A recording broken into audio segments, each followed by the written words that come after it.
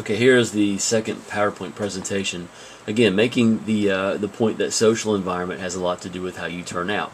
Now, we just talked about Michael and some of the horrific living conditions and social environmental factors that he had to live through and endure. And by the way, we're not real sure what happened to Michael. This was a true story about a guy named Michael.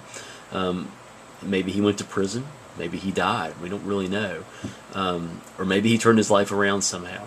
Chances are that he probably did not. Now let's talk about somebody a little different. A man by the name of David. True story about David. Now, David was the youngest of 6 children born in New York in 1915. And the same holds true, guys, for this PowerPoint. I'm going to kind of go through these a little quickly. You can stop and pause the video and kind of reflect.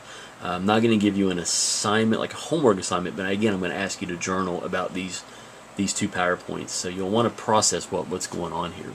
So, the youngest of 6 born in New York in 1915.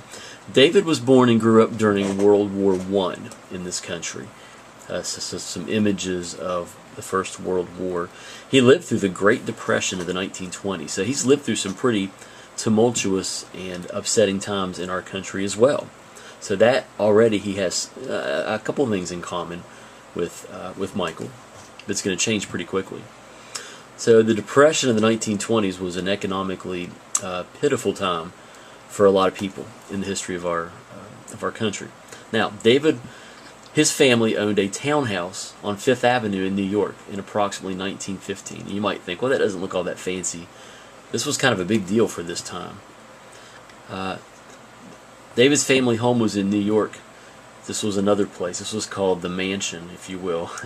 This is where David and his family lived Monday through Friday. I don't know about you guys, but I know I have a mansion where I live Monday through Friday, and then I have some other places I go, hang out on the weekends. Now, kind of some black and white images. Again, 1915. This is kind of swanky. This looks kind of nice. This is what the area looks like in New York today. His family owned all of this area back in 1915. And we get some more images of what the inside of David's house looked like. It's pretty nice. It's really nice.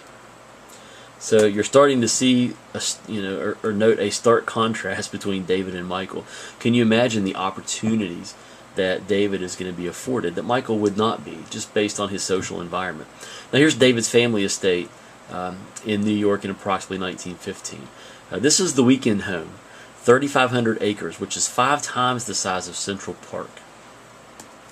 The weekend home. Oh, and by the way, yeah, they also had a family estate in New York. And here's a satellite view of that estate in Pocantico Hills, New York. So, pretty nice. Again, you can stop and pause these. It's like a nice place. To me, this is like, what, their 3rd home? So David's doing pretty well. His family's doing pretty well. David and his siblings in the early 1900s enjoyed activities like horseback riding. They had electric streetcars that ran the grounds of their family estate. So if you didn't want to walk from one building to the next on your property, just hop on a streetcar and go that way. What a luxury. Oh yeah, they also owned a family estate in Seal Harbor, Maine, where they could kind of hang out. And there's an image of their estate in Seal Harbor in Maine. So David had it going on. He had a multitude of opportunities by virtue of his family wealth. So how could such disparities exist within the same country?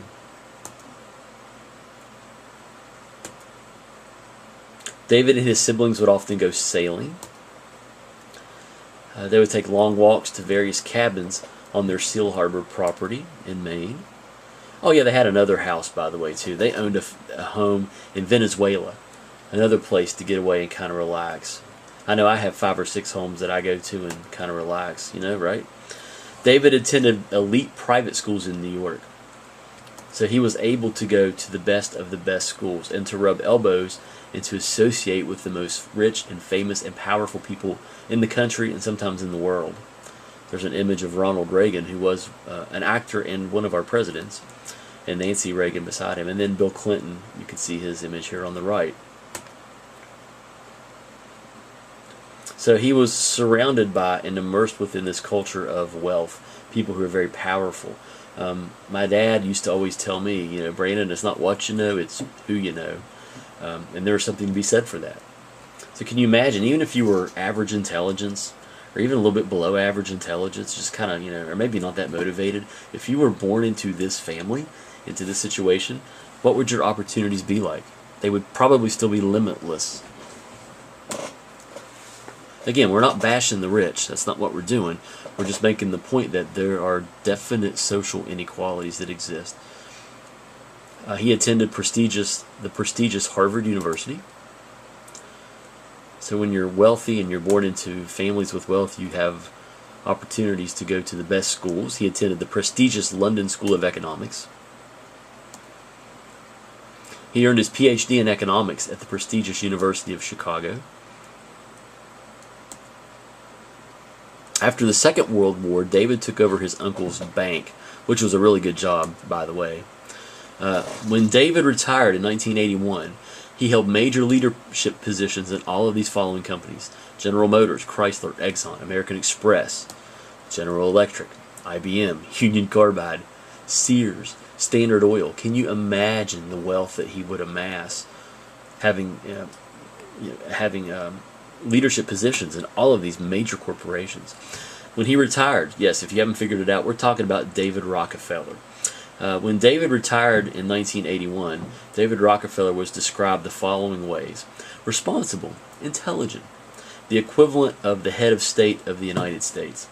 David Rockefeller actually turned down cabinet positions for the Kennedy, Johnson, and Nixon administrations in the United States because basically he would be taking a pay cut and his status would be diminished to do so.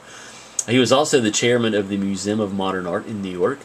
He was a trustee at the University of Chicago and was a board member at Harvard University.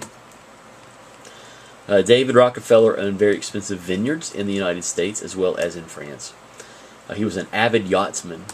Now these are all things that average people like you and I could do, right? We could, buy a yacht, go sailing, buy streetcars that surround our properties, plural properties and estates.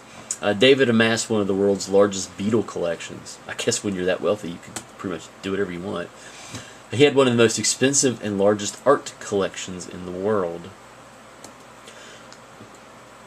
And when he died, David Rockefeller was worth approximately $4 billion, billion dollars.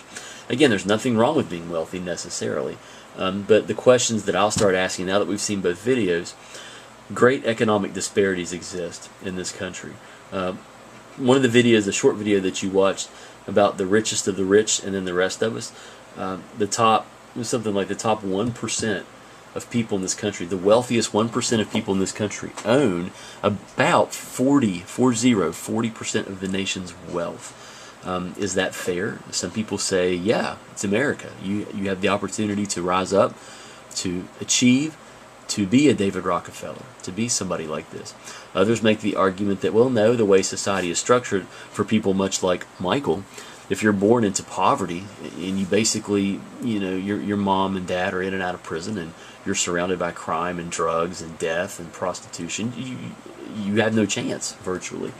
So, it's up to you to decide if you think this economic disparity and that social inequality is or is not a problem in this country.